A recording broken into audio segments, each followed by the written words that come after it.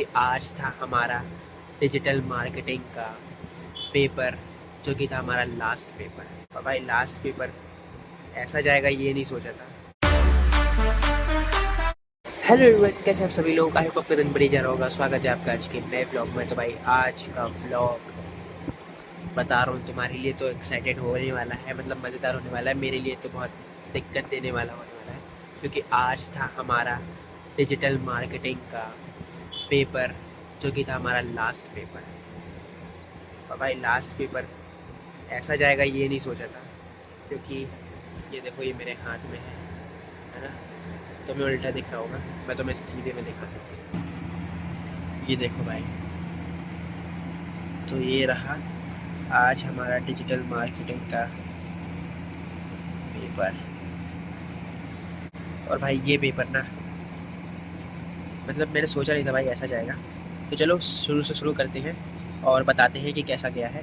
ठीक है, तो ये है इसका फर्स्ट पेज और यहाँ से स्टार्ट होता है सेक्शन ए। ठीक है, सेक्शन ए में मतलब ये पहला पेपर है जिसमें हमें ऑब्जेक्टिव दिए गए हैं और जो कि बहुत इजी थे, है ना। तो तुम्हारे भाई ने पूरे ऑब्जेक्टिव सही करके आए हैं, है ना। इसमें 10 ऑब्जेक्टिव दिए थे और ईच मतलब हर एक ऑब्जेक्टिव 1 मार्क्स का था। मतलब 10 मार्क्स तो यहाँ पक्के हैं, इतना तो मैं गारंटी के साथ कहता हूँ। ठीक है, और आज मैं खुद इसका ब्रेक मतलब मार्क्स बताऊँगा कि कितने बन सकते हैं इसमें। ठीक है, तो यहाँ पर आके ये ऑब्जेक्टिव ख़त्म होते हैं और इसके बाद से असली पेपर स्टार्ट होता है भाई। ये देखो क्वेश्चन आंसर। तो यहाँ से सेक्शन बी, ठीक है, short answer type question start होते हैं। इसमें 5 क्वेश्चन अटैम्प्ट करने हैं, जो कि ईच क्वेश्चन 8 मार्क्स का था। वर्ड लिमिट 200 थी, जो कि अपन ने बिल्कुल फॉलो किया है ना। अब इनमें जो सबसे पहला क्वेश्चन अपन ने किया था, और भाई तुम टाइम लिमिट देखो कितनी है। ये देखो 2 आवर्स, मतलब कि 2 घंटे।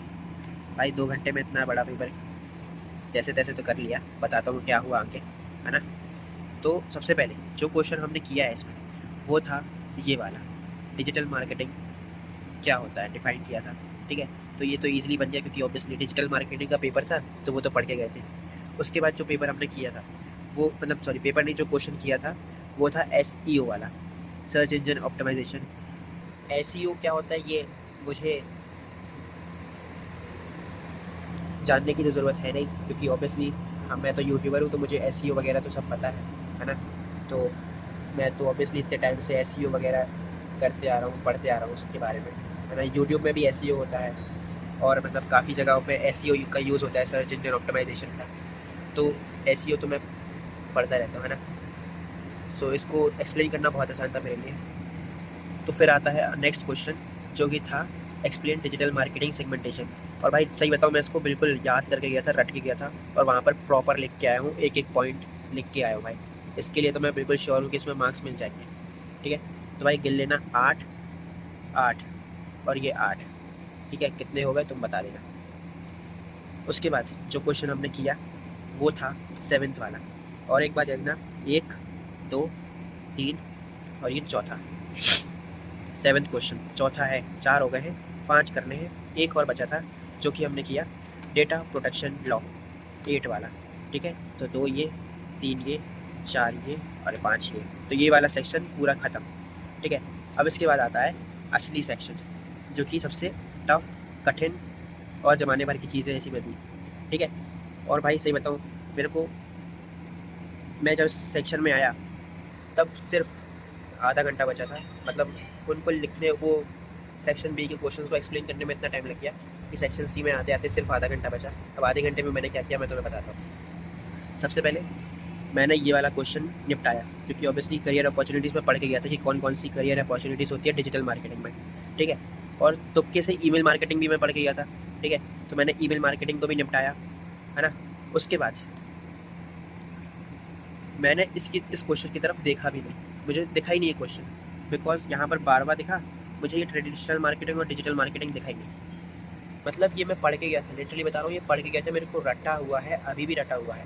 ठीक है, लेकिन वहाँ पर मुझे ये क्वेश्चन जल्दीबाजी में दिखा ही नहीं। और अगर दिख गया होता ना तो कसम से 4 क्वेश्चन तो पक्का हो जाते। 3 करके आया हूँ, सिर्फ 3 करके आया हूँ, 5 करने थे इसमें भी, है ना।